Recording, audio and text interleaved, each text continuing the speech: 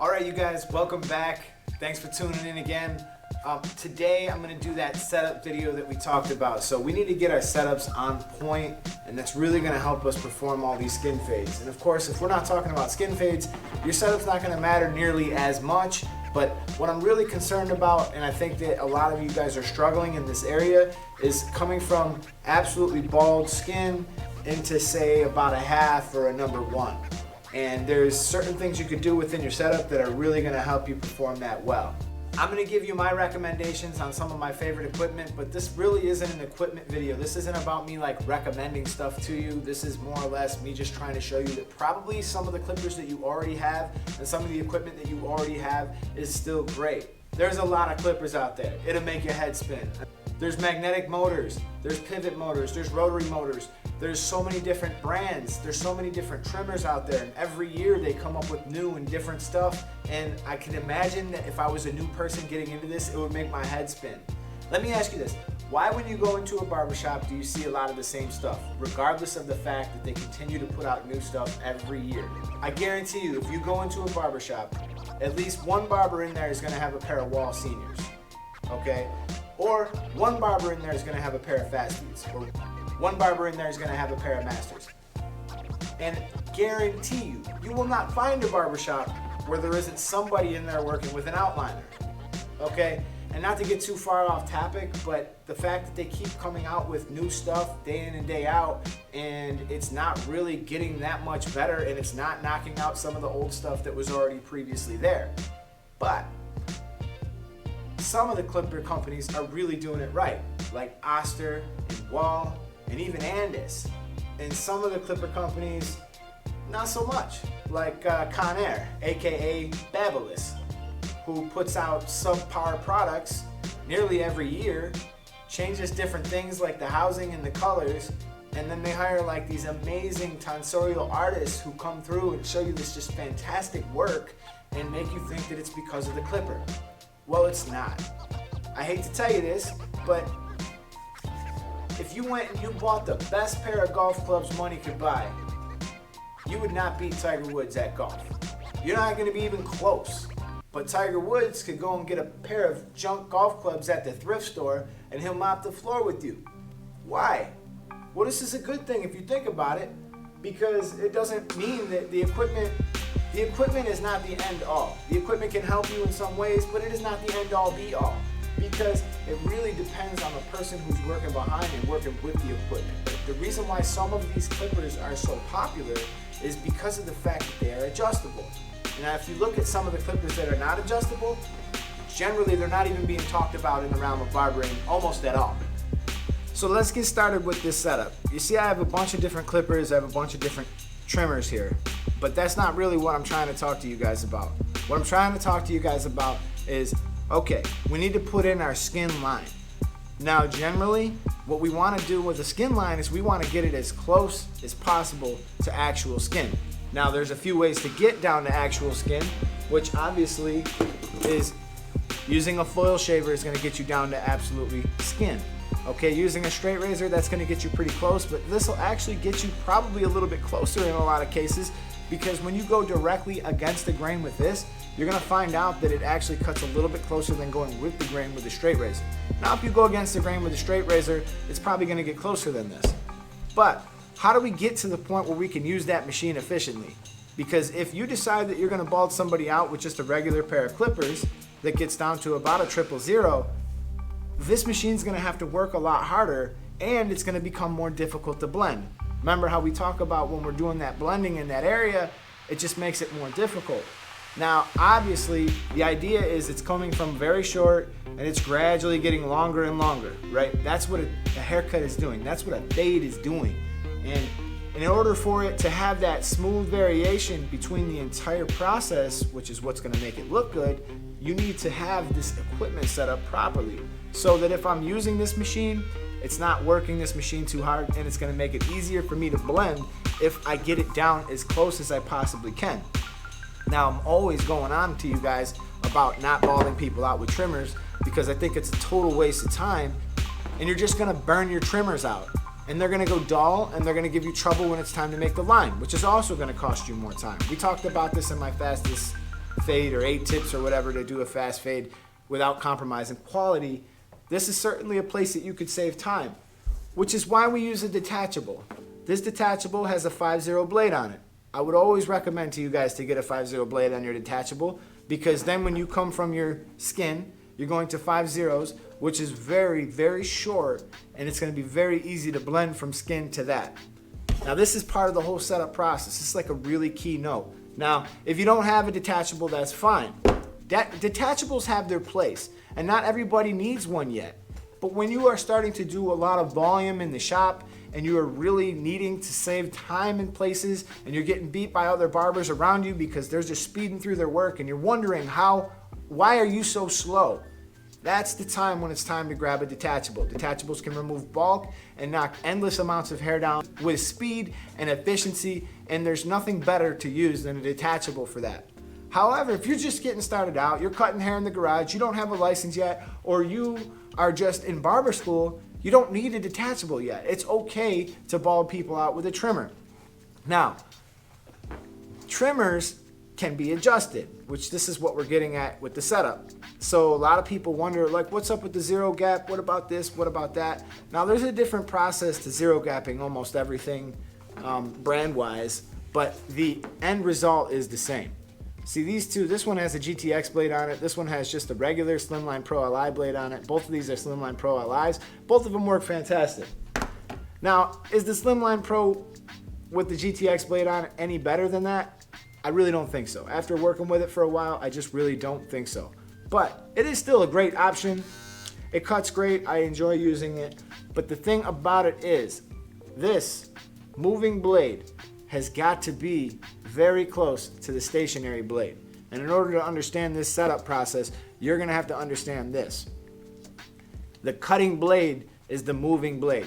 The stationary blade is only a comb. So essentially what happens is it scoops up hair into the cutting blade and allows it to cut.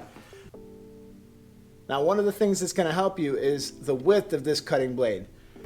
The width of this stationary blade is what's key. Because if the width of this stationary blade, the smaller it is, the closer it allows that cutting blade to be. When we zero gap our clippers, now with wall, you're just gonna be able to loosen these two, the blade's gonna become movable, and the idea here is to try to get that cutting blade as close to the comb blade without it going over. If it goes over that blade, you're gonna cut people.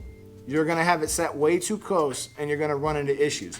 So you don't actually want it to be over top of that blade. You want it to be just set just a little bit behind it. Now, I don't use blade setters or any of that kind of stuff. I've always been able to just do it by eye. It's very simple for me. And if you guys would like, I'll just show you real quick. I can re-zero gap these. So all I'm gonna do is I'm gonna begin by unscrewing these two bolts, just so they're loose enough to move it. Okay, once they're loose enough to move it, okay, you're gonna notice it's moving now. See how crooked that is? Okay, cool. Now, the thing about walls, and the reason why a lot of you guys talk about your clippers banging into your guards and making all this noise is, and it's not just wall, masters can do this too. Any clipper that has a good amount of maneuverability, meaning that the holes on the stationary blade are large enough where this thing can really move around a lot, it can also move side to side, right? And if it moves side to side, what's gonna happen here is your moving blade is gonna stay where it's at. So if you have this blade slid all the way over, what's happening is your moving blade, your cutting blade is coming off of this clipper. If it comes off of this clipper, you could have any guard on there, and on the edge, it's gonna be hitting the edge of this thing. It's gonna make a terrible noise. It's not gonna cut good, and it's not gonna cut nearly as fast as it was before. So that's what's gonna cause you to run into problems. So along with the adjusting it and getting the zero gap just right here, you need to be thinking about side to side. So what I like to do, once I get my zero gap pretty close to where I want it to be, which I kept it kind of tight so I can move it back around a little bit, I've already got it straightened back out, you know, in a way that satisfies me. I'm pretty happy with how close it is. I know how difficult it is to show this on camera, but If you guys can see that, that's pretty close. Now, it's not really tight yet, but I'm gonna tighten it just a tiny bit. Just get these screws, just twist it in just a tiny bit. And I'm gonna take my thumb and my index finger. I'm gonna take my thumb and my index finger. I'm gonna feel right here and here. I'm gonna turn it on. What I'm doing is I'm feeling it hitting my thumb and hitting my index finger when this moving blade starts. And if I can tell if one side's really hitting a lot harder than the other, then I'm not in the middle. In this case, I happen to catch it just right. I'm in the middle and everything is cool. So I'm gonna go ahead and I'm gonna lock this thing back down. Just little by little, jump from one bolt to the other, one bolt to the other, and so you have it tight. If you put a really serious twist on it, it's gonna move the blade probably. But if you just jump back and forth, you've seen how easy I did it. That was one try, bang. And I'm happy with the zero gap. Now, that's good. So back to the setup thing, one of my favorite blades to use on just about any wall clipper. It doesn't matter which one you're using. Of course, this is a 1919 and I had to modify it so that I could put a wedge blade on it. And it's not so much that I had to modify it for a wedge blade. I had to modify it so that I could zero gap it and put a wedge blade on it. Now, this wedge blade is a fantastic blade because of the fact that these teeth are a little bit longer. It allows for a little bit more travel on the blade, not so much on the lever. See, the lever is going to travel the same amount of distance anyways. That's not going to change when you put a different blade on here because this lever has this amount of distance to travel. However, if this blade is a little bit longer, the teeth are a little bit longer than your normal wall standard blade. If you notice, the teeth are a little bit longer. So the travel, when I push this one up versus when I push this one up, the travel is a little bit greater. And it allows for a little bit more flexibility when I'm doing my skin fades, which is exactly what you want. You want to be able to have a lot of maneuverability here so that you can hit every little detailed length in the process, and using the process that we talk about in a lot of other videos. But the thing about it is, if this stationary blade is very close, so the wall wedge blade or a lot of the other blades do a fine job, the Fast Feed's original stationary blade is also going to be sufficient. It's going to get close enough. So this blade has to get as close as possible to this. So this obviously is not adjustable other than when we adjust it before we start it. But after that, we're not adjusting this any further. So this one, when it's closed, has to line up with your trimmer. Okay? So when this is closed and this trimmer, you run this trimmer behind it, there should be just a very small amount of hair that it could pick up. Because if this is closed, it's cutting at about a 000. This is cutting at about a 50. Keeping this on an angle and going into the area you ran this is gonna allow for you to blend that out without any problems. There's only like 2 zeros there. We're talking about like something that's microscopic in difference, which is what you want. So microscopically, this machine can blend with your foil shaver good, right? Now, if you have this set up properly, these two can work with each other. So how high can I go right now? To an open taper. So from open taper to absolutely bald, we're doing fine. We have everything set up the way we want to set it up. Now, that's the kind of setup that you need. You need this to line all the way up. Now, it doesn't matter if you choose to use a GTX, or in this case, this is just a regular outliner. It's a blackout edition, and I modified it. None of that matters, okay? The only thing that really matters is the fact that I've zero gapped it, so I've got it as close as I can get it to that stationary blade, and I have it open, this housing, so that I can get directly to the blade tensioner, and I can set this, and these are gonna require you guys to learn a little bit to get these to set and perform perfectly. Unless you get lucky and you get a great one out of the box, probably the chances are you're going to have to spend some time with this machine, you're gonna have to get to know it, and you're gonna have to figure out how to use it. And I have a great video on that. It's how to skeleton and zero gap your trimmers, and you guys can check it out in the tools. Just a quick disclaimer on my channel, I'm trying to make things a little bit easier to navigate. So if you go to my channel and you go to playlist, you're gonna see different things there. Like if it's tools that you want, you can watch the whole playlist about tools. If it's in-depth fades, skin fades, tutorials, in-depth skin fade tutorials, I have that in a separate tab. I have all these other tabs, long hair, there's more than I can even name right here, barber vlogs, whatever. But I'm just trying to make it a little bit easier for you guys to navigate the channel, because now there's over 100 videos, and I understand that it can be difficult to sift through to find the content that you want. So, next thing, I just want to mention, these are the knockoff JRL, whatever. No one really knows what these are, but they come from China. You can go on, various websites and you can find clippers that are similar to this. Okay, this clipper, even if it could be zero gapped, the stationary blade is so wide that it's just not going to be able to stack up to any of these other blades. It's just too wide, and it probably is almost twice the width. So when this is entirely closed, basically what I'm saying is when this is entirely closed, you're cutting at something pretty close to an open taper on, say, a wall. Okay, so these type of clippers with the little clicky thing and this and that, some of them can perform certain things. Some of them can cut a little closer than this one, so I'm not going to say they're all bad, but generally you're seeing a lot of people use this kind of stuff.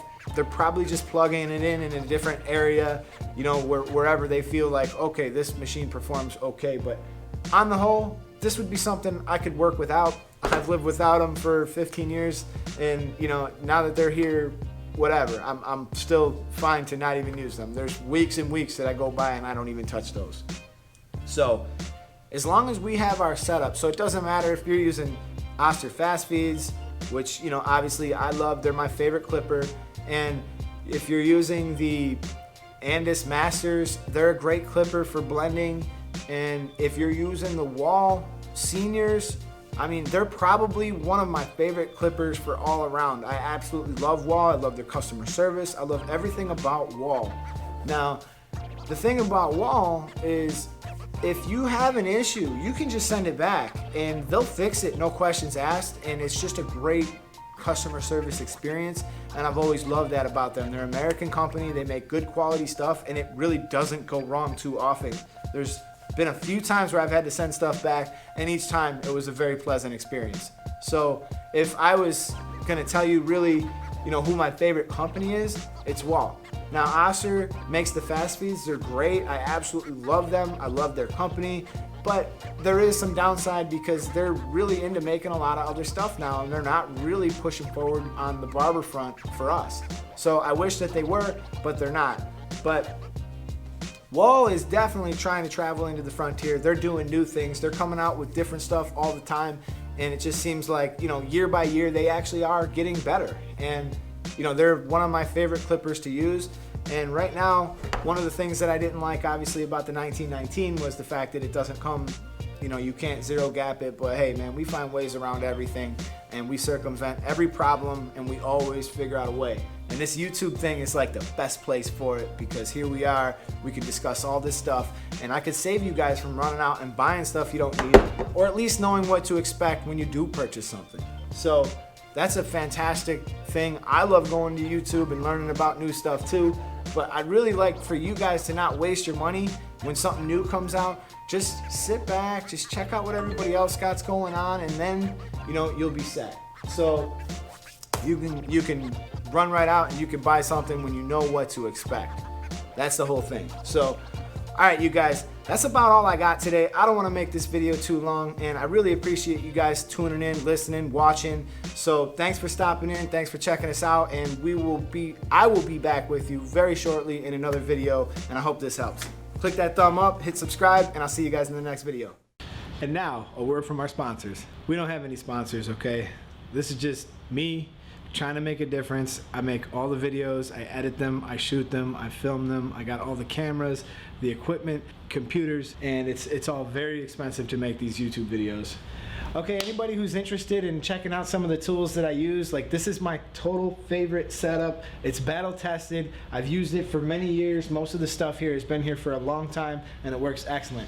Go ahead and click that link in the drop down below and you can check those out. And I finally got some merch up on the channel, and if you decide to scoop one, it really helps the channel out. If this channel helps you out and you want to support it and you want to see more of it, anything you do like that will really help me out. And also I want to do more product giveaways and stuff like that, but it's expensive, and I left a link to my PayPal down below. If you guys kick in a little donation, we're gonna start getting in some of this. I can start giving away more clippers, and I can start doing some more things. You find it in your heart to throw even just as little as $1 or $2, it could go a long way to getting some of these clippers in some of these people's hands that might need them, and I can continue to do this for more people.